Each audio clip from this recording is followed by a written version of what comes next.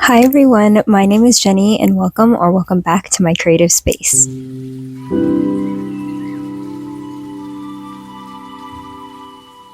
In today's video, I wanted to do the mid-year check-in tag, and I believe the original creators are Chammy and Ellie, and I'll make sure to tag them in the description. But I wanted to do a bit of a casual sit down and do a check-in on how my reading has been this year. According to Storygraph, I believe I've read like 61 books so far this year.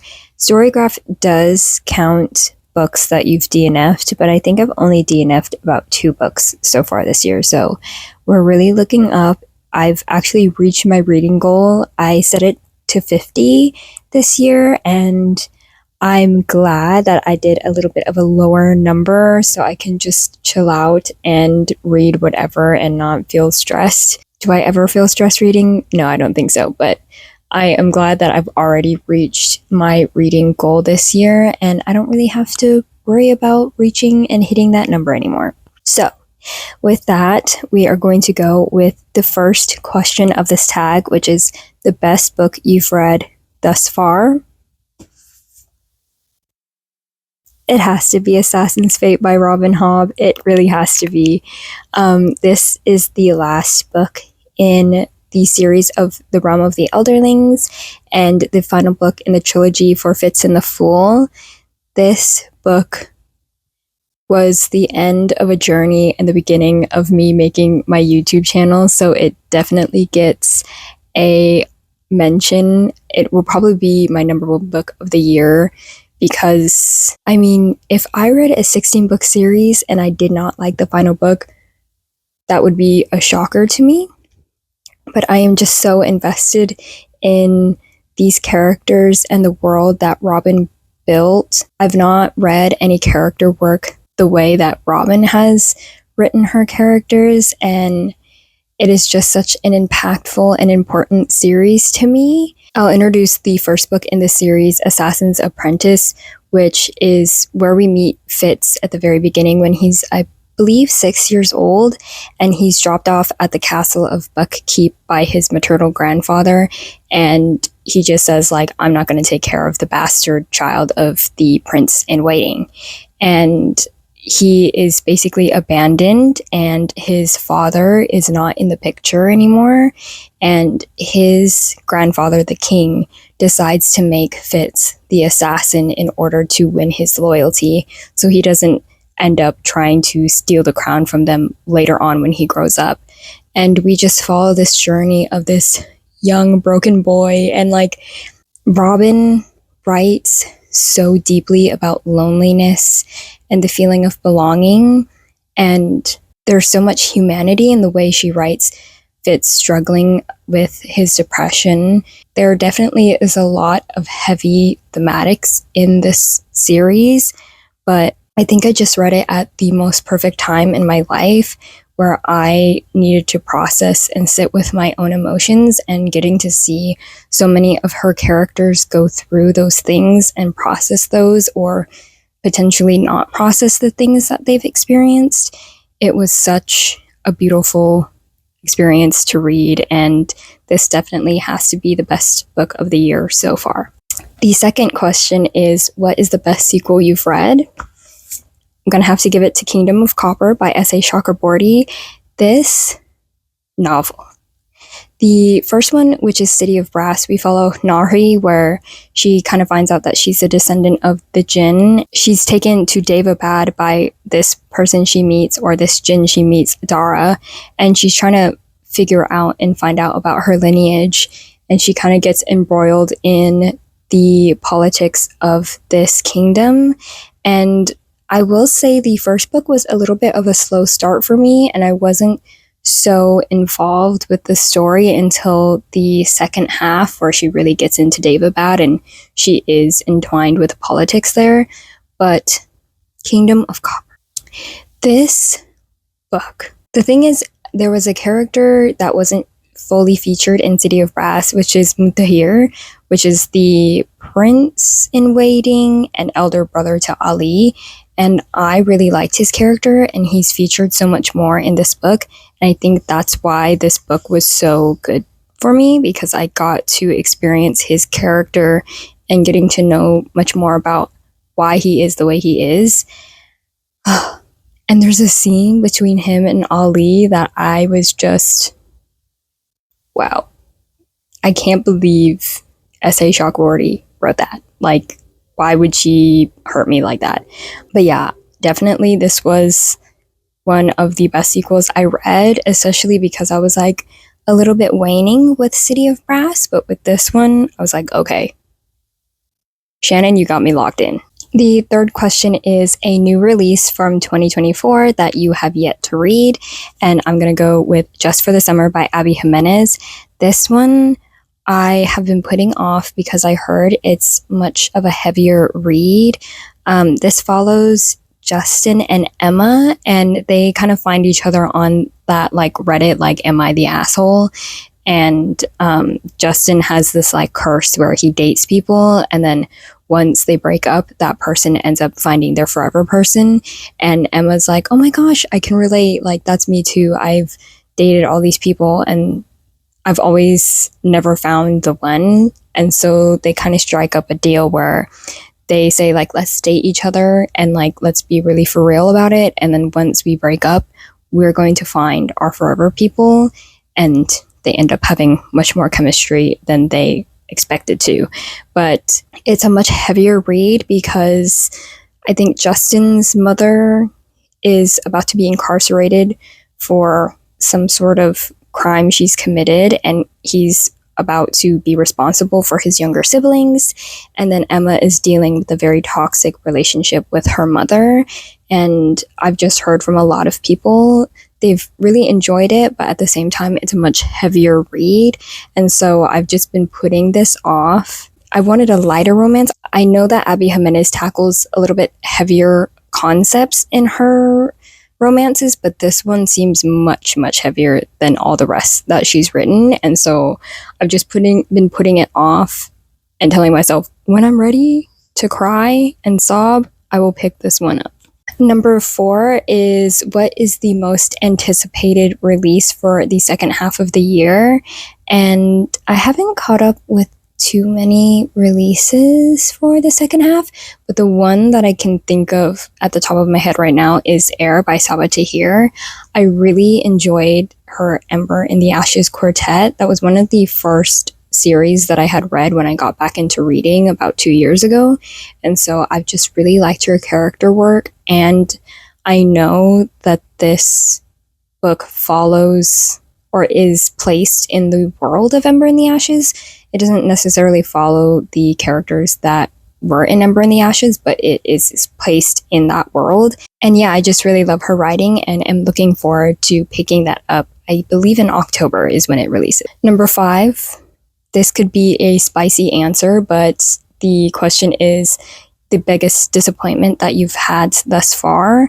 And I'm going to have to give that to Mistborn by Brandon Sanderson.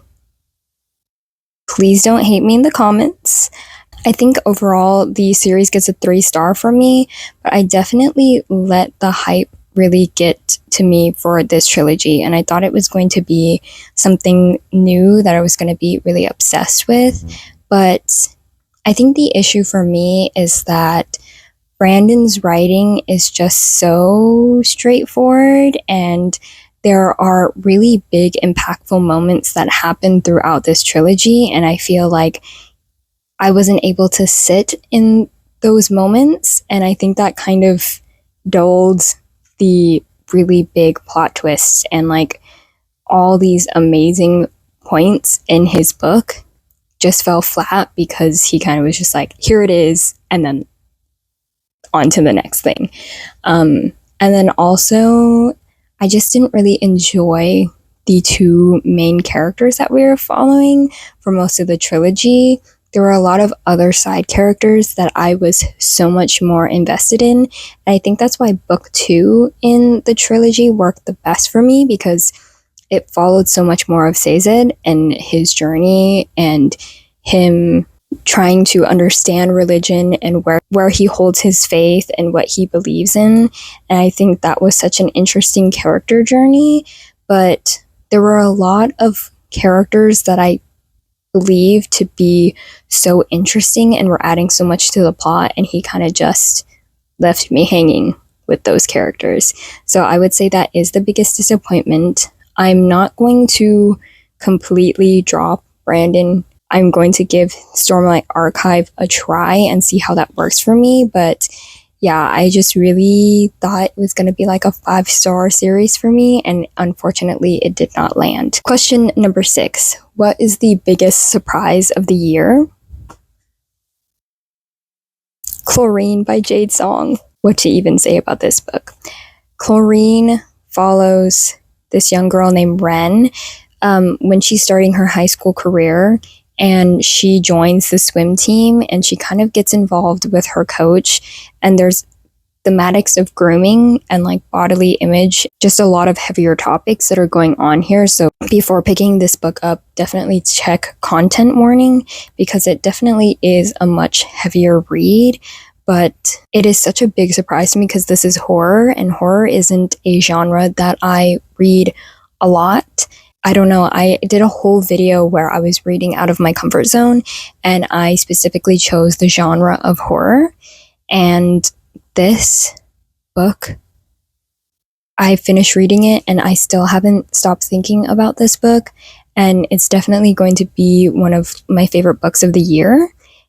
And I'm just so surprised that horror really like gripped me like this, and like I am now in my horror era. I've thus far picked up much more horror reads, and I'm like just wanting to consume horror. Like I've not even thought about reading fantasy or like romance or anything. It's just like all I want to read is horror. And this was such a surprise for me.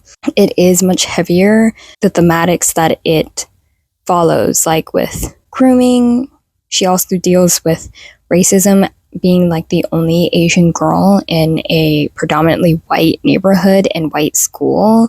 And it just made me feel so seen in a way like fantasy doesn't. And I'm like, what a perfect genre for a book like this. I basically tell everybody to pick up Chlorine now because it's just one of my favorite books, and I am just so surprised that I got along so well with this. Question number 7 is favorite new author or new author to you, and I definitely am going to say Jade Song and Monica Kim. Jade Song is the author of Chlorine, and Monica Kim wrote The Eyes Are the Best Part, both horror books. Just the way they put in like the Asian girl experience in their books, and they talk about like female rage and all these thematics thus far. I am so excited. They both are debut authors, if I didn't say that already, but I am so excited to see what the next books they will be writing will be, and like they have a fan in me for sure. Question number 8, I changed this one up to newest favorite character, and I have quite a few. Number 1 is Yoshino from Yakuza's Fiancé. Love her. She's amazing. She is the granddaughter of the Yakuza in Osaka, I believe, and she is just a baddie. The introduction of her, she just seems like a normal girl, just happens to have her grandfather be in the Yakuza. And then there is a pivotal point in the first volume where she kind of lets out her freak. And I'm like, love that for her. Second character would be Mao Mao from Apothecary Diaries. If I were a manga character, I think I would be Mao Mao. She very much is like, I'm gonna mind my own business. I'm gonna just do the things that I love to do. And she kind of is like, everybody's problem is not my problem. But then she's also a problem solver. Like, she's nosy and she wants to she just is so curious about the answer to things. And then she gets herself involved in all of these issues. But I just love her and like how she deals with everybody in the palace and her dynamic with Jinshi. Love them. A couple that I've really really loved is Veronica and Stoker from the Veronica Speedwell series, the first book being Curious Beginning. I love them.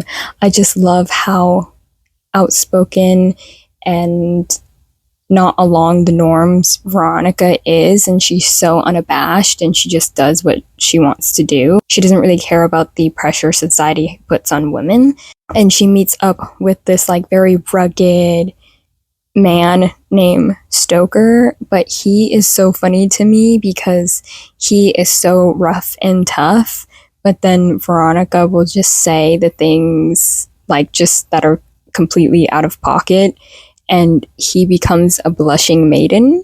And I just love that dynamic.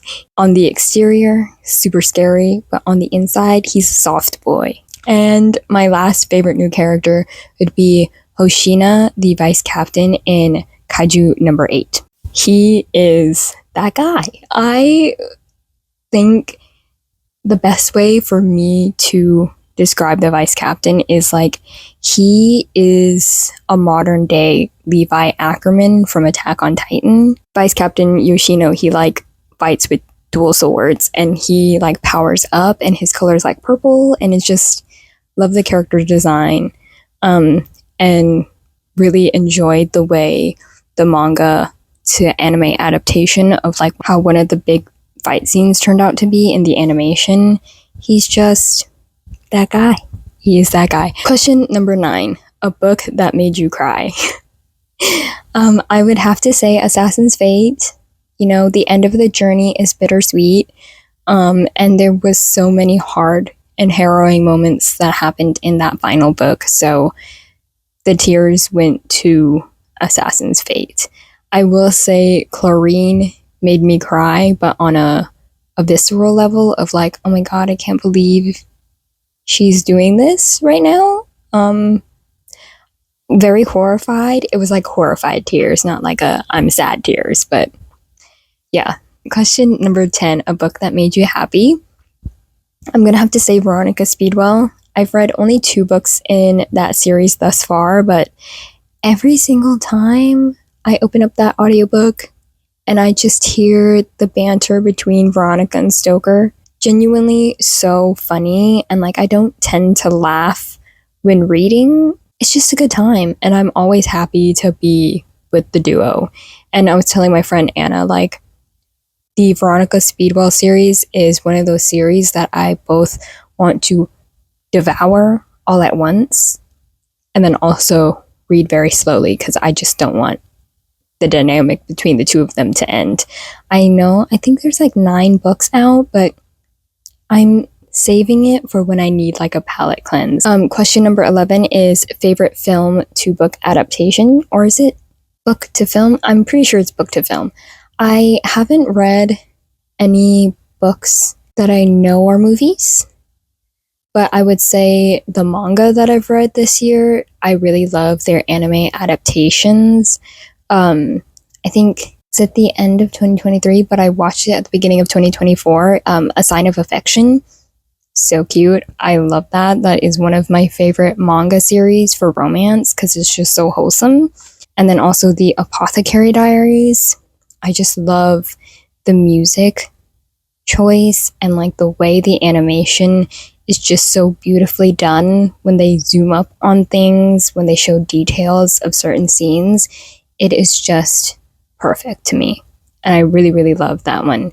And I think Yakuza's Fiancé is going to get an anime adaptation. So look forward to that if you are a Yakuza Fiancé fan. Question number 12. The most beautiful book that you've purchased or received. And I'm going to have to go with The Eyes Are the Best Part by Monica Kim.